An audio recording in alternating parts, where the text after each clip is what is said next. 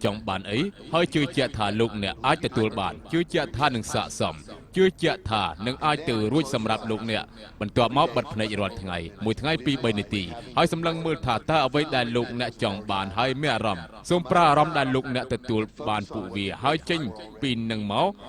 lục nè ai bắt đầu ở rầm từ lửa với đàn lục nè trong ọt cùn lục nèประกอบจีริเรียบรรทอmáโจลtừ ngàyระบาดปู่ยิงรุ่ยให้บอลจิงเอาจักรวาลแต่มูดบันดึง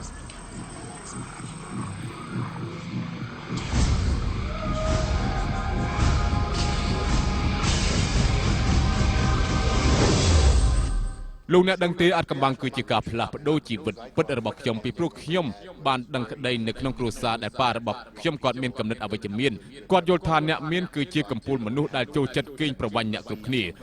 กอดกระทานเนี่ยนาได้เมียนเลยกะสดตาเชียมนุษย์ได้โจจัดเบาเนี่ยดอตีโดยเฉพาะขยมมารู้ปูปิ้งแต่ดอยเพียบจืดเจาะจิจารเตะต้องแต่หนึ่งเลยกะบางสันจะยังเมียนเลยกะเวทัวไอ้ลูกเนี่ยมันออกเวียเมียนตายมนุษย์อักระตีประเตียงนี้เวียมันอาจโดนเลือดดำชื้อบานตีเวียคือเชียปัญหาสำคัญลูกเนี่ยคือทาขยมเชียนนะไรเซลล์นี่คือเชียประโยคมวยจะตีเป็นจัดระบบกอดโดยเฉพาะขยมทมดังกระไดเชื่อเจาะถาชีวิตขยมเมียนการลำบากนะบ่ากลายนี้ลูกเจคันฟิลกอดบ้านใหญ่ทากอดบ้านทอมล้างดังกระไดหมกในขนมกรมครูสามวยได้เมียนตุสนาอวิจเมียนจมวยแต่นังเพียบเมียนบ้านนังไอก็จะมูลหายได้ทั่วลูกเจคันฟิลนั้นกอดเมียนพนอดกำเนิดมวยทากอดมันจ้องคล้ายเตยจนเมียนไอตีให้จีบเพียบพนกอดบรรทุกใบจีกอดโรคบ้านลอยจานปนากระดอยกอดทั่วกอดนั้นเหมือนเมียนจีบเพียบthu thiệt đại đại sa tới đại sa tay cọt ban sật program môi tha nơiไปได้กอดคล้ายเตยจินเมียนบ่ากอดดังคล้ายเตยเจียมมนุษย์อักระตามได้เอาปกผ่อนกอดนั่งบานปราบกาปิกอดนั่งเนยปิดเขมรถ้าเนี่ยเมียนนั่งมันโอตีเนี่ยเมียนนั่งคือเจียมมนุษย์อักระ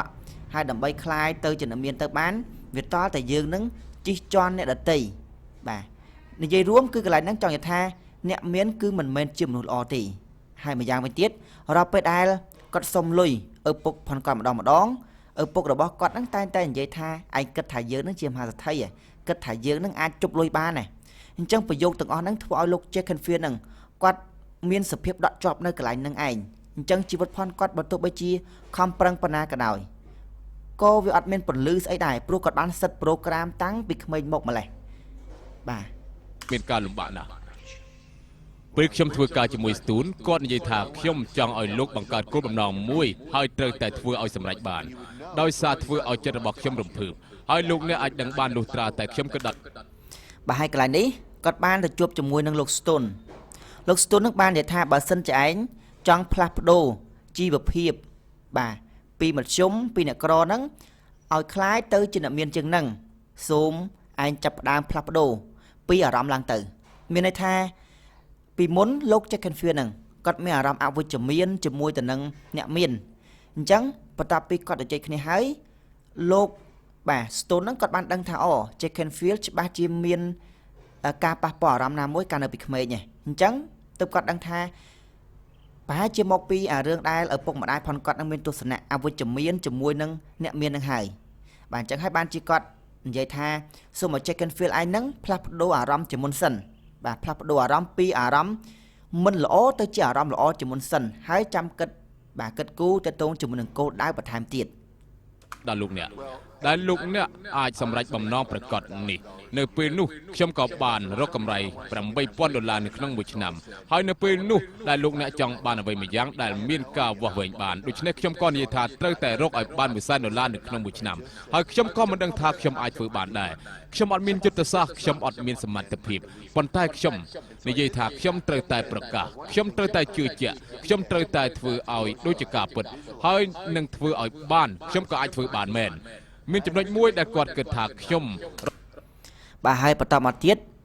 ก็ลูกสโตนนั่งกอดบ้านเอาเจคันฟิลตัวเซบ่าประทานในโซนเอาบ้านมา$1,000บ่าตัวเลือกระดาบ่ามา$1อย่างจังลูกเจคันฟิลนั่นก็กอดจับตามทัวร์ตามลูกสโตนนั่งให้กอดก็มันดังทานนั่งสมรัฐลอยมา$1,000นั่งตามวิธีซานาตีโปรกอดโครนไอนั่นก็มันดังถักกอดนั่งประกอบกิจการเงี้ยหรือก็มีสมรรถภาพนะ រកលុយឲ្យលើសពីនឹងទេព្រោះប្រាក់ខែប៉ុនគាត់ដែលជាប្រាក់ចំណូលដែលគាត់រកបានហ្នឹងគឺត្រឹមតែប្រហែល$6000ឬក៏$7000ទេអញ្ចឹងបើយើងគិតទៅវាគឺជារឿងមួយដូចជាមិនអាចទៅរួចទេបាទតោះឥឡូវយើងកលេចមើលវីដេអូទៀតរាល់ថ្ងៃខ្ញុំបានបិទភ្នែកស្រមើស្រមៃគោលបំណងដែលយើងទទួលបានរួចទៅហើយទីបំផុតខ្ញុំបាទអញ្ចឹងកន្លែងនេះដែលបងប្អូនទាំងអស់គ្នាបានទស្សនារួចមកហើយកន្លែងហ្នឹងគេឲ្យឈ្មោះថាមនោភាពឬក៏ vision board ឬក៏ dream board មានន័យថាគឺជាការសម័យឲ្យឃើញចំនួនទឹកប្រាក់ឲ្យឃើញការសម្រេចអំពីគោលដៅណាមួយរបស់ខ្លួនហើយកុំភ្លេចបញ្ចូលក្តីស្រឡាញ់និងបំណងប្រាថ្នាទៅក្នុងនឹងផងថាអ្នកនឹងកំពុងតែមានរបស់នឹងរួចបាត់ទៅហើយខ្ញុំក៏រកបានប្រាក់$100,000ដាក់នៅក្នុងពិដានខ្ញុំភ្ញាក់ឡើងវត្ថុដែលខ្ញុំឃើញដំបូងខ្ញុំបានសម្លឹងមើលឃើញក្រដាស់ប្រាក់នោះហើយវាធ្វើឲ្យខ្ញុំនឹកឃើញពីការតាំងចិត្តរបស់ខ្ញុំបន្ទាប់មកបាទអញ្ចឹងកន្លែងនេះគាត់និយាយថានៅពេលដែលគាត់សម្លឹងឃើញលុយ$100,000ហ្នឹងហើយគាត់បានរំពឹងទុកថាខណៈពេលនេះខ្ញុំមានក្តីសុខប៉ុណ្ណឹងហើយចោះទម្រាំតែខ្ញុំមានលុយ$100,000ទៀតខ្ញុំនឹងមានសុភមង្គលប៉ុណ្ណាឃើញទេអាហ្នឹងឯងគឺជាដំណើរការនៅក្នុងការផ្លាស់ប្ដូរប្រូក្រាមបាទរបស់លោក Jack Canfield ខ្ញុំក៏បានបិទភ្នែកហើយស្រមើស្រមៃប្រាក់$100,000នៅក្នុងជីវិតរបស់យើងហើយអ្វីដែលរឹតតែសំខាន់បំផុតនោះរយៈពេល30ថ្ងៃគឺអត់មានអ្វីកើតឡើងទេខ្ញុំអត់មានគំនិតបំបែកអ្វីទាំងអស់គ្មានអ្នកណាផ្ដល់លុយកាក់ឲ្យខ្ញុំបន្ថែមក្រោយមកទៀតខ្ញុំក៏ចូលទៅងូតទឹកហើយខ្ញុំធ្វើប្រចាំប្រហែលជាមួយសប្តាហ៍ខ្ញុំក៏រកនឹកឃើញបាទហើយកន្លែងនេះលោក Jack Canfield គាត់បាននិយាយថាបន្ទាប់ពីគាត់ធ្វើជាលក្ខណៈនៅក្នុងការសម័យចឹងហើយរយៈពេលបាទអស់រយៈពេល1ខែ2ខែអញ្ចឹងទៅគាត់នៅតែមិនទទួលបានដំណឹងថាគាត់នឹងរកលុយតាមវិធីសាស្ត្រណាទេដើម្បីឲ្យបានចំនួន$100,000ហ្នឹងដោយឡែកគាត់គ្រាន់តែដឹងថាគាត់បាទតែងតែបញ្ចូលទាក់ទងជាមួយនឹងអារម្មណ៍រំភើបក្តីសប្បាយរីករាយបំណងប្រាថ្នារបស់គាត់ហ្នឹងជារៀងរាល់ថ្ងៃគំនិតរកប្រាក់$100,000ផុសចេញនៅក្នុងខួរក្បាលរបស់ខ្ញុំមានសៀវភៅកំណត់គំនិតរកងូតទឹកហើយខ្ញុំធ្វើមានអ្នកណាផ្ដល់លុយកាក់ឲ្យខ្ញុំបន្ថែមក្រោយមកទៀតខ្ញុំក៏ចូលទៅងូតទឹកហើយខ្ញុំធ្វើប្រចាំប្រហែលជាមួយសប្តាហ៍ខ្ញុំក៏រកនឹកឃើញគំនិតរកប្រាក់$100,000ផុសចេញនៅក្នុងខួរក្បាលរបស់ខ្ញុំមានសៀវភៅកំណត់ហេតុមួយហើយខ្ញុំនិយាយថាខ្ញុំអាចលក់បានចំនួន$400,000ច្បាប់កម្រិត1/4ដែលអាចរកប្រាក់បាន1បាទហើយបន្តមកទៀតលោក Jack Canfield ហ្នឹងបាទក៏គាត់ទៅមួយទឹកអីធម្មតាសកម្មភាពបាទរបស់យើងប្រចាំថ្ងៃអញ្ចឹងណាហើយបន្តមកទៀតគាត់បែរជំនាញគំនិតមួយលេចឡើងនៅក្នុងខួរក្បាលផងគាត់ថាមិនក៏ Jack Canfield ឯងហ្នឹងមិនទៅលក់សភៅបាទដែល Jack Canfield ឯងហ្នឹងធ្លាប់និពន្ធឡើងកាលពីប្រហែលឆ្នាំមុនស្រាប់តែខណៈពេលហ្នឹងលោក Jack Canfield គាត់ភ្ញាក់ខ្លួនព្រឹតគាត់និយាយថាគាត់ហ្នឹងមិនដែលនឹកឃើញនៅក្នុងការលក់ហ្នឹងទេដោយសារតែវាអាចហេតុផលច្រើនហេតុផលទី1ដោយសារតែគាត់មិនទាន់ផ្លាស់ប្ដូរប្រូក្រាមដោយសារតែគាត់នឹងមិនចង់មានបានហើយហេតុផលទី2វាអាចតតងជាមួយនឹងការកំណត់គោលដៅបានជាក់លាក់អញ្ចឹងវិធីសាស្ត្រនិងរបៀបវានឹងផុសឡើងនៅក្នុងខួរក្បាលរបស់មនុស្សដោយស្វ័យប្រវត្តិបាទ$100,000ពេលនេះសភៅមានហើយប៉ុន្តែខ្ញុំមិនដែលនឹកឃើញទេអត់កំបាំងមួយដែលខ្ញុំកំពុងតែគិតនោះគឺពេលដែលលោកអ្នកមានគំនិតជំរុញចិត្តលោកអ្នកត្រូវតែជឿជាក់ហើយត្រូវតែសម្រេចគោលដៅឲ្យបានពេលនេះខ្ញុំមិនដឹងថាធ្វើយ៉ាងម៉េចទេហើយខ្ញុំមិនដឹងថាធ្វើយ៉ាងម៉េចទើបអាចលក់សភៅ$400,000ច្បាប់ពេលនោះខ្ញុំក៏បានបាទហើយលោក Jack Canfield គាត់ក៏មិនដឹងថាគាត់នឹងលក់សភៅនឹងបានយ៉ាងម៉េចដែរហើយបន្តមកទៀតគាត់ស្រាប់តែដើរទៅឃើញអាកន្លែងដែលគេផ្សព្វផ្សាយទៅតងជាមួយនឹងអាការទិញសភៅអីចឹងណានេះបានឃើញសំណើរបស់ជាតិនៅឯផ្សារទំនើបខ្ញុំឃើញឱកាសរាប់ពាន់ដងវាគឺជា background របស់ខ្ញុំនៅរំពេចនោះខ្ញុំស្រាប់តែនឹកឃើញយុទ្ធសាស្ត្រថ្មីនេះជាឱកាសល្អខ្ញុំចង់បាទកន្លែងហ្នឹងគាត់បានទៅបង្ហាញខ្លួនបាទណែនាំទៅតងជាមួយនឹងបាទកន្លែងហ្នឹងមិញគាត់ហៅថាស្អីជាតិទេដូចជាឧទាហរណ៍ថាបណ្ណាគាជាតិចឹងណាគាត់ទៅបង្ហាញណែនាំទៅតងជាមួយនឹងសភៅផនគាត់ហ្នឹងថាសភៅផនគាត់ហ្នឹងវាបែបម៉េចហើយដល់ពេលគាត់និយាយចប់ហើយក៏ដូចជាអត់មានអ្នកណាម្នាក់ចាប់អារម្មណ៍អីដែរតែដោយឡែកនៅពេលដែលគាត់ចេញពីកន្លែងបတ်បង្ហាញនឹងវិញស្រាប់តែមាននារីម្នាក់បាទនារីម្នាក់ហ្នឹងគាត់បានចេញមកហើយគាត់បាននិយាយជាមួយនឹងលោក Jack Canfield ហ្នឹងបាទនិយាយទៅប្រាប់ថាគាត់ហ្នឹងគឺជាអ្នកបោះពុម្ពអីចឹងទៅបាទខាងឯកជនហើយលក់សភៅទៅឲ្យកន្លែងធំមួយដល់ពេលអញ្ចឹងលោក Jack Canfield ក៏គាត់សប្បាយចិត្ត បាទសบายចិត្តដោយសារតែមានម្នាក់ដែរដែលចាប់អារម្មណ៍ទាក់ទងជាមួយនឹងអ្វីដែលគាត់បានបង្ហាញមិញ បើសម្ភារៈទាំងអស់នេះពិតជាមានប្រសិទ្ធភាពមែនទែន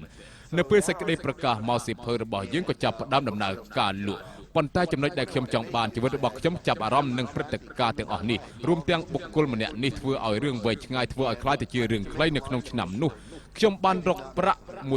100,000 បានអញ្ចឹងកន្លែងមិញលោក Jack Canfield គាត់បាននិយាយថាបើសិនជាគ្មានច្បាប់នៃការស្រូបទាញទេបាទសូម្បីតែនារីម្នាក់មិញបាទហើយកន្លែងដែលគាត់នឹងទៅលក់សភៅត្រូវបានគេសម្ភាសហ្នឹងក៏វាគ្មានដែរនឹងគាត់បាននិយាយថាដោយសារតែវាសិតសឹងតែចេញមកអំពីច្បាប់នៃការស្រូបទាញនឹងឯងដែលធ្វើឲ្យគាត់នឹងបានទៅជួបហេតុការណ៍ហ្នឹងព្រឹត្តិការណ៍ហ្នឹងរឿងរ៉ាវហ្នឹង$1,000ហើយយើងរកបាន$92,329លោកអ្នកគិតថាពួកយើងអស់សង្ឃឹមមិនចង់ដំណើរការទេវាមិនអាចទៅរួចទេអត់ទេវានៅតែបន្តទៀតវាគឺជាការពិតវាអស្ចារ្យមែនពេលនោះភរិយារបស់ខ្ញុំបាននិយាយជាមួយនឹងខ្ញុំថាបើសិនជាយើងរកបាន$100,000តើបងអាចរកប្រាក់បាន$1,000,000ទេខ្ញុំក៏បាទហើយលោក Jack Canfield គាត់បាននិយាយថាបន្ទាប់ពីគាត់ធ្វើការបោះពុម្ពសភៅគាត់ហើយគាត់លក់មិនបាន$100,000ទេហើយគាត់បានសួរថាតើអ្នកគិតថាច្បាប់នេះវាអត់មានប្រសិទ្ធភាពឬបាទគាត់សួរអញ្ចឹងណាទៅក៏គាត់បានឆ្លើយខ្លួនឯងថាវាអត់ទេបើទោះបីជាវាមិនបានប៉ុណ្្នឹងមែនក៏មិនប្រកាសថាយើងនឹងខាត់បងអីដែរព្រោះចំនួនដែលគាត់បានហ្នឹងវាស្ទើរតែចិត្តបាន$100,000ទៅហើយក៏តបវិញថាមិនដឹងទេបើមិនដឹងដែរយើងត្រូវតែសាកល្បងសិនអ្នកបោះពុម្ពតាមពិតទៅបានសរសេរសាច់ឲ្យខ្ញុំបាទហើយកន្លែងមិញគាត់បានធ្វើការពិភាក្សាបាទរឿងរ៉ាវទាំងអស់ហ្នឹងជាមួយនឹងប្រពន្ធរបស់គាត់ហើយប្រពន្ធរបស់គាត់ថាបើសិនជាច្បាប់មួយហ្នឹងវាពិតជាមានប្រសិទ្ធភាពមែនអញ្ចឹងបងសាកសម័យរលួយឲ្យបាន$1,000,000ម្ដងមើលលោក Jack Canfield ក៏គាត់បើកភ្នែកធំហើយគាត់ថាហេទឹកប្រាក់ច្រើនដែរតែបើទោះបីជាយ៉ាងណាវាដូចជាគ្មានខាត់បងអីទេបាទហើយគាត់ក៏បាទព្រមធ្វើតាមប្រពន្ធគាត់អីចឹងទៅ$1,000,000តើបងអាចរកប្រាក់បាន$1,000,000ទេខ្ញុំក៏តបវិញថាមិនដឹងទេបើមិនដឹងដែរយើងត្រូវតែសាកល្បងសិនអ្នកបោះពុម្ពតាមពិតបាទហើយនៅពេលដែលគាត់ធ្វើការសាកល្បងចឹងទៅស្រាប់តែគាត់ទទួលបានសែកបាទរាយ10 100 10,000 100,000 លានចំនួនទឹកប្រាក់$1,000,000ពីបាទក្រុមហ៊ុនដែលគេទទួលយកសភៅផងគាត់ហ្នឹងទៅធ្វើការនិពន្ធក៏ដូចជាការបោះពុម្ពបន្ថែមអីចឹងណាបាទហើយដល់ពេលអញ្ចឹងគាត់សប្បាយចិត្តមែនទេដោយសារតែ$1,000,000បងប្អូនទាំងអស់គ្នាសាកគិតមើលគឺចំនួនទឹកប្រាក់ហ្នឹងគឺធំធេងមែនទេទាំងដែលលោក Jack Canfield ខ្លួនឯងហ្នឹងកាលពីមុនត្រឹមតែជាមនុស្សសាមញ្ញធម្មតាទេគាត់រកបានប្រាក់$6,000ឬក៏$8,000ទេហើយរហូតដល់គាត់គ្រាន់តែធ្វើការផ្លាស់ប្ដូរប្រូក្រាមនៅក្នុងខួរក្បាលផនគាត់តែមិនតិចទេដំណើរការរឿងរ៉ាវផ្សេងបាទហាក់បីដូចជាវាចូលមកហោហែរៀបចំទុកដាក់បាទឲ្យយើងទៅតាមដំណើរការនៃការរៀបចំសិតប្រូក្រាមថ្មីរបស់យើងនៅក្នុងខួរក្បាលទៅបានសរសេរសាច់ឲ្យខ្ញុំដូច្នេះខ្ញុំបានដឹងតាមរយៈបទពិសោធន៍របស់ខ្ញុំពីព្រោះខ្ញុំចង់សាកល្បងថាអាចកំបាំងនេះអាចទៅរួចទេយើងក៏បានដាក់ការសាកល្បងទីបំផុតវាក៏បានប្រសិទ្ធភាពមែនពេលនេះខ្ញុំរស់នៅក្នុងជីវិតមួយដ៏គ្រាន់បើ